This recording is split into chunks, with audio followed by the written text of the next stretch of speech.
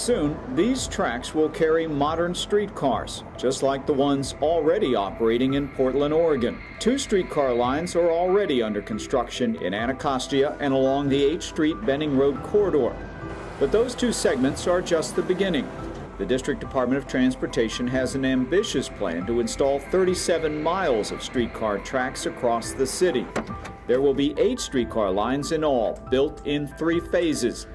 They will make it easier for residents to move between neighborhoods, especially in areas underserved by Metro Rail. In the first half of this century, the streetcars will make their comeback, carrying residents from neighborhood to neighborhood in modern comfort.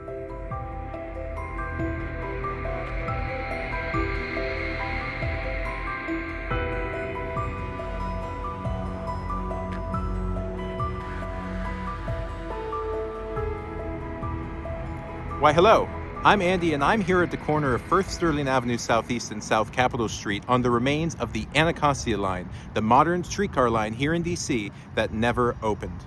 In the last video, we explored the line from one end to the other, but today we're going to do a deep dive to uncover the history behind this line's demise. So join me, ride with me, and let's begin this journey.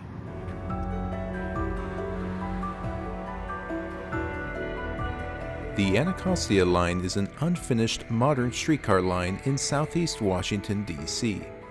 Even though this line was supposed to open first in D.C.'s planned streetcar network, the H Street line in northeast D.C. would ultimately become the only streetcar route to open. But alas, during the production of this video, it was announced that even this streetcar route will soon come to an end. And while the opening, operation, issues, and now cancellation of the H Street line has been fairly well documented, the story of the Anacostia line is less well known. Why did this modern streetcar line never even get finished? To understand why the Anacostia line never opened, we're going to have to go back in time, over 2 decades ago, to the beginning of the line's planning history. Planning for the Anacostia streetcar began in earnest in 2002 with the District of Columbia Transit Development Study.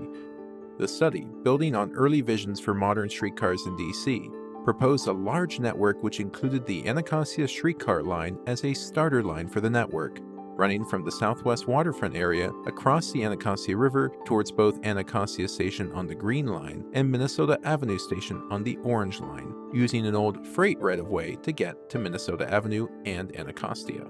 This initial study cited 2 main reasons for why the Anacostia line should be the starter line of the streetcar network. 1, that this line would improve access and mobility east of the Anacostia River, and 2, that it would use existing railroad corridors that covered almost half of the initial operating segment. So let's get into why improving mobility east of the river was an important benefit of the Anacostia line. Where you live in the district plays a big role in hunger and poverty. Residents living east of the Anacostia have bigger gaps in income and education, and the organization cites historical and racial inequities. The Anacostia neighborhood and its surrounding areas are within Ward 8, one of the lowest income wards in the District of Columbia, and have been marked by decades of disinvestment. Lack of grocery stores and metro stops make it hard to get the essential food. This area was one of the last parts of DC to get metro service. Even while other neighborhoods east of the river, such as Deanwood and Capitol Heights, got metro service in 1978 and 1980 respectively, the Anacostia neighborhood didn't see a metro train roll through until 1991. That delay was mainly caused by opposition and debate in neighboring Prince George's County over where the line would go once it left DC headed south. Nonetheless, the Green Line to this section of DC, quote, which some argue should have been the first built because it would serve the most disadvantaged sections of the Washington area, ended up being last on the construction list. Even Jackson Graham, the first general manager of Metro, stated in 1980 that, quote, the Mid-City Green Line should have been built first. Although metro service did eventually reach Anacostia and other parts of southeast DC, these delays were still fresh in people's minds when the Anacostia streetcar line was proposed in 2002. DC Council member Carol Schwartz even stated, quote, we need to make sure that this time out, we're looking at them first and not last. The second important idea put forth by that 2002 plan was that the Anacostia line would use existing right-of-way. Now, one of those reasons why the Anacostia line was chosen as the starter line for the system was because an existing right-of-way already existed. The abandoned freight line that we called out in the last video, that is the Shepherd Industrial Spur, which you can see right here. This line ran from the CSX Benning Yard all the way down to a place called Shepherd's Landing. This unassuming spur has a rich history in its own right. Originally built for the Baltimore and Ohio Railroad in 1874, due to Congress 4 years earlier giving the Pennsylvania Railroad, B&O's arch enemy, exclusive rights to cross the Potomac via the Long Bridge, the only railroad bridge to cross the Potomac River in the D.C. area, effectively cutting the B&O off from its connections to the south. The B&O Railroad, still needing to get their trains across the Potomac, decided to build a spur track to Shepherd's Landing, where a train car ferry would move trains across the river, doing so until 1906, when the B&O was once again allowed to use the Long Bridge. If you allow me a brief but incredible tangent, in World War II, the federal government, fearing sabotage on the existing Long Bridge and also wanting to accommodate more trains across the Potomac, built a temporary bridge at Shepherd's Landing. While the bridge was only temporary, it's wild that another railroad bridge existed on the Potomac and that it was built so fast. Anyways, let's get back to the spur's history. Now, although the spur was later no longer useful as a ferry or even bridge connector, the railroad still found uses, delivering coal to St. Elizabeth's Hospital, providing fuel to Joint Base Anacostia Bowling, and providing chlorine to the Blue Plains Sewage Treatment Plant. But over the next few decades, the freight line lost most of its customers, and in 2001, the Blue Plains Sewage Plant, the spur's last customer, stopped using rail service, effectively shutting down the line. So, by 2002, when the District of Columbia Transit Development Study came out, that spur, owned by CSX, was ripe for being redeveloped into a streetcar line that would get its own right-of-way. Now, WMATA was originally going to play a much larger role in the planning of the DC Streetcar system, with the Metro Board of Directors Chairman Chris Zimmerman even calling it the Metro Tram, as it planned to co-fund the DC Streetcar among other transit projects across the DMV. But after state and local governments were unable and unwilling to pay for their part of these projects, this package proposal from WMATA fizzled out.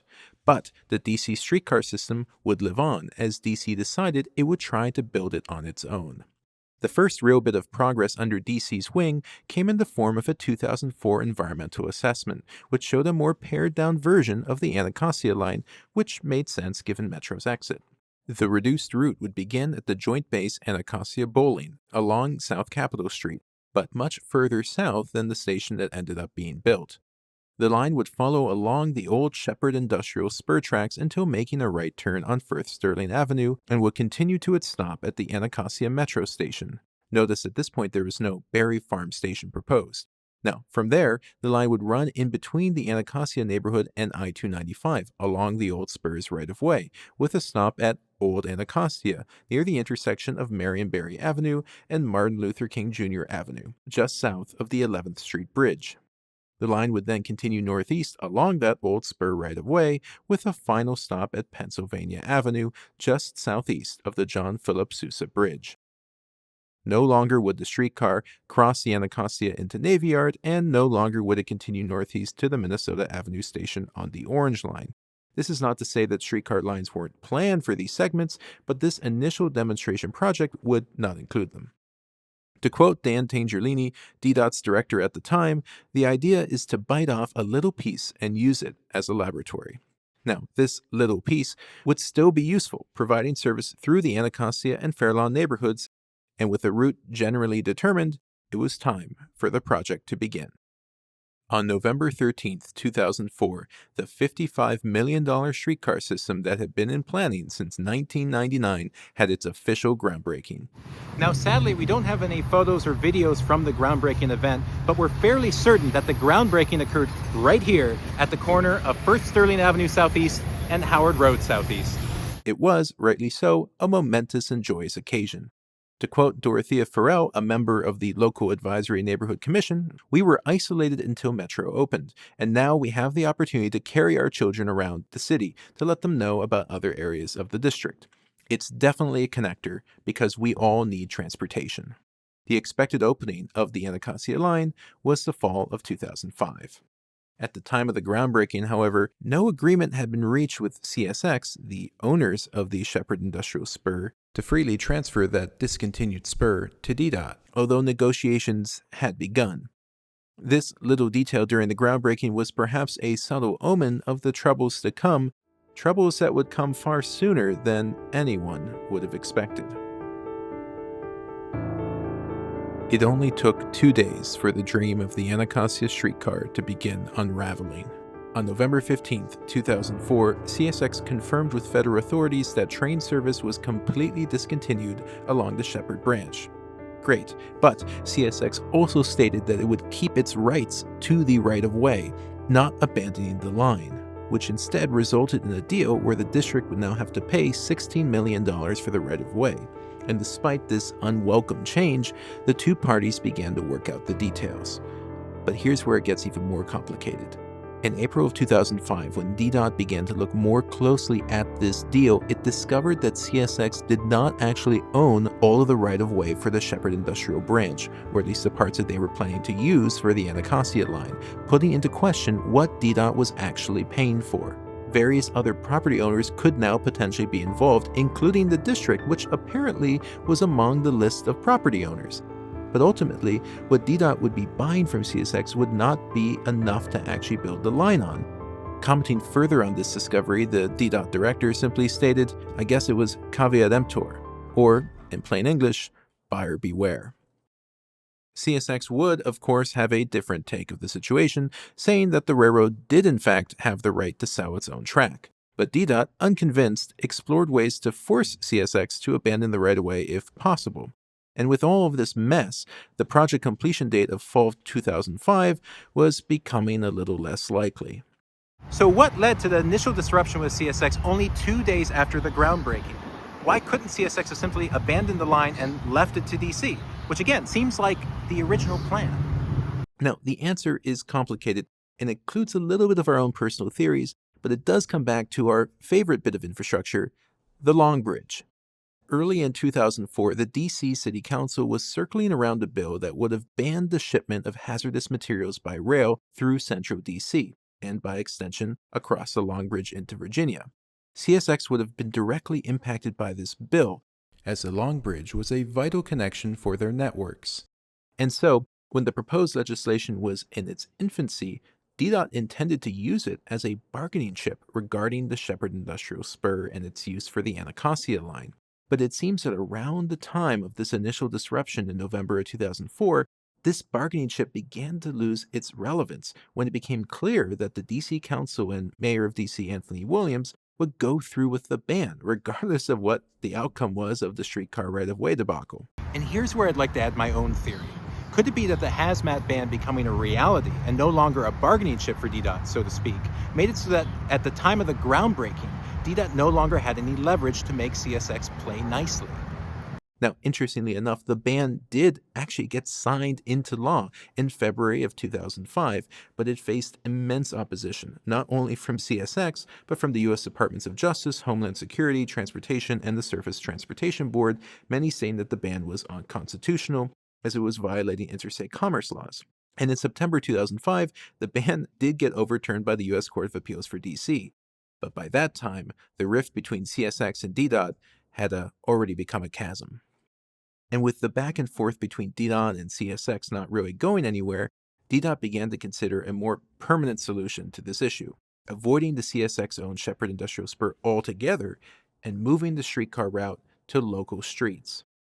In April 2005, Dan Tangerlini spoke to the Washington Post, explaining that while DDOT still saw a potential but delayed future in the CSX route, there is now a preference to move the tracks onto Martin Luther King Jr. Avenue Southeast, right here on Anacostia's Main Street, with the idea being that the streetcars would now run in mixed traffic, much like the 8th Street streetcar line. The streetcar plan had now pretty much shifted to street running instead of using the Shepherd Industrial Spur's private right-of-way east of the Anacostia metro station. In the subsequent 2 years after the CSX DDOT troubles and the proposed move to MLK Jr. Avenue, the deadline kept getting pushed back as plans ultimately came to reflect this shift in route. and some preliminary work had actually begun, mainly in the installation of background electrical infrastructure for both the Anacostia streetcar, but also the H Street streetcar, the planning for which had already begun by this point, and frankly could fill up another video. But even as this background construction began, plans were still changing.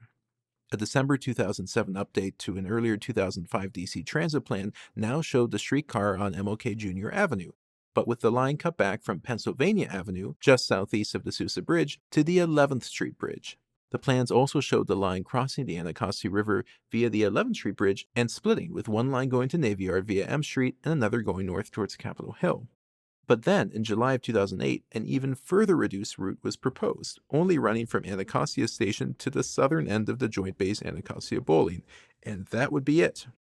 This proposed route produced some strong opposition, particularly from DC Council member Jim Graham, who stated, "You weren't serving many DC people." Now, by November of 2008, these are all within a couple years, if not a couple months, the route had been re-extended back to Good Hope Road, that's by the 11th Street Bridge, which had placated most of these concerns. But it also shifted the Joint Base Anacostia Bowling Terminus up to its current spot where the platform exists today. And by 2008, the date of completion for the line had shifted to 2012. But at least, with a more or less confirmed route, there was still some hope for the Anacostia line. In December of 2008, DDOT announced a $25 million contract would go to the Fort Myer Construction Corporation to complete the first phase of the Anacostia line. This comprised of building the operations and maintenance facility on South Capitol Street, that's the testing and commissioning site that we looked at before, and installing tracks on the first phase, running from the operations and maintenance facility along South Capitol Street to the Anacostia Metro Station. Once work got underway, it was expected that construction would take 18 months, and meanwhile, it was supposed to be that a contract would be awarded for the second phase, from the Anacostia Metro Station on MLK Jr. Avenue to the northern terminus at Good Hope Road, south of the 11th Street Bridge. Now, construction was supposed to have started in February 2009, but due to some, quote, squabbling between DDOT and DC Water and Sewer Authority over permits, construction was delayed until September of 2009, when it finally begun, nearly 5 whole years after the groundbreaking ceremony, and for a dramatically reduced rail line only 1.5 miles long. Now, the target date for at least part of the Anacostia line opening was around fall of 2012. 3 months later, in December of 2009, DC finally received its first streetcars from Inacon, a Czech company, where they had placed a $10 million order for 3 of these streetcars back in 2005. Now, the streetcars had been built on time and had actually been sitting in the Czech Republic for over 4 years, waiting for progress to be made, and actually occasionally being taken out onto Czech streets for testing. You can see in this photo, it's kind of a crazy sight. Now, that being said, construction on the first section from the Joint Base Anacostia Bowling along First Sterling Avenue towards the Anacostia Metro Station was nearly completed by mid-2010. But you'll notice we said work was, quote, nearly completed, because on August 26, 2010, contractors were ordered to stop working. Their contract had expired and would not be extended. Now, most of the work for Phase 1 of the Anacostia streetcar line was complete, but the track still had not made it yet to the Anacostia Metro Station, as you can see right here. DDOT's plan at this point, with the contract expired, was to cautiously hope that the rest of the first phase's construction could be included with the second phase's contract. The expected opening date was still set for 2012. But no new contract for the second phase had yet been made, and remember, it was envisioned that a contract for the second phase would be awarded during the construction of the first phase. It was reported that DDOT wasn't selecting a new contractor immediately, as it had decided to investigate ways in which the construction could be more cost-effective, taking advantage of the 2010 economic factors to drive down the second phase's cost. It's important to remember that around the time of this streetcar's construction, there was, of course, the Great Recession. And on that note, funding was also starting to become an issue. DC had applied for $110 million in federal funding, but none of it was guaranteed. And funding from the city budget was getting less and less reliable, with funding for the streetcar program as a whole almost getting eliminated at a late-night city council meeting in May of 2010. And now these issues of funding for the Anacostia line would never get fully resolved. By October of 2010, DDOT had once again truncated the line. The Anacostia streetcar would only run from the northern edge of Joint Base Anacostia Bowling to the Anacostia Metro Station, or essentially the route that had almost been finished before the Phase 1 contract expired. To quote Scott Cubley of DDOT in 2010, quote, Anacostia was never intended to have a lot of riders. It's really there to demonstrate the technology. This is a difficult pill to swallow, given the line's original ambitions.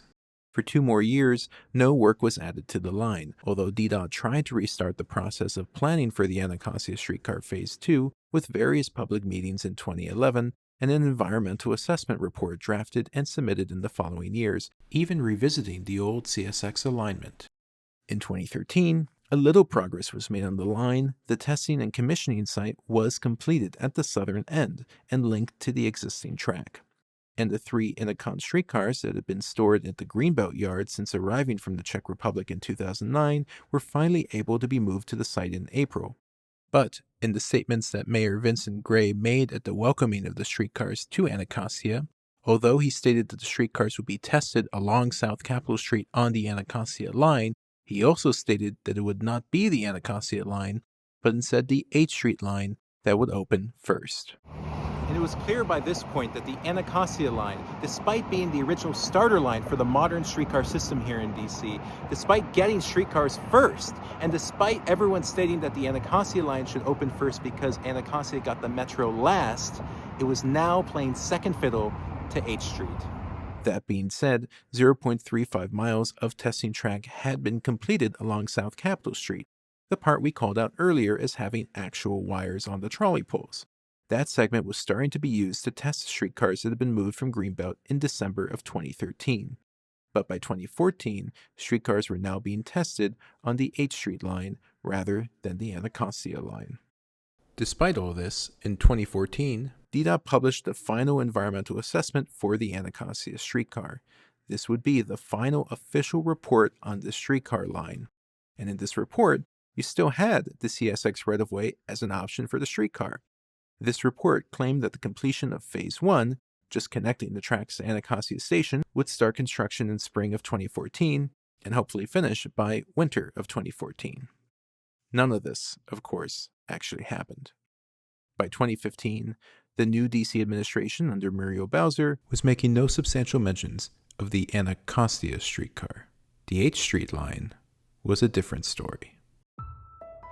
Are you ready for DC Streetcar? I know I'm ready.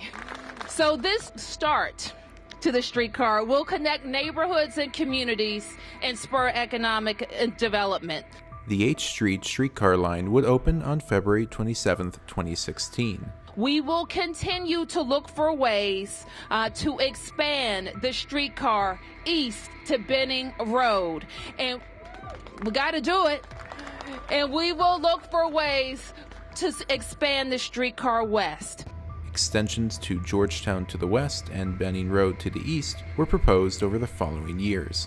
But in May of 2025, as fate would have it, DC announced that the H Street line would be shut down to be possibly replaced with an electric bus. And with this, the era of the modern DC streetcar is coming to a close. Through all these streetcar openings and sadly streetcar closings, little to no talk has been about the Anacostia streetcar. So I think at this point, one can call the line abandoned. The death of the Anacostia line did not come in one swift blow. It was death by 1,000 cuts, an unrelenting series of issues, many of them beyond DDOT's control, that led to this unfortunate fate. If there is one takeaway from this long and winding transit tale, it's that we can't take any public transit project for granted, even those projects where shovels are already in the ground. Seemingly small setbacks can build up, leading to projects so stripped down they lose their entire purpose. For this reason, the story of the Anacostia line, if not the whole DC streetcar system given recent developments, is a cautionary tale. And with that, we conclude our journey through the history of the Anacostia streetcar line, a line whose future is still unknown, but we hope that one day it gets opened. as we hope for all other transit projects in the DC region, whether they be streetcars, metro, bus priority, or hey, even bringing back the DC circulator. But until then, thank you so much for joining us. Thank you so much for watching our Secrets of the Streetcar series. And until the next time, I'll see you on the streetcar.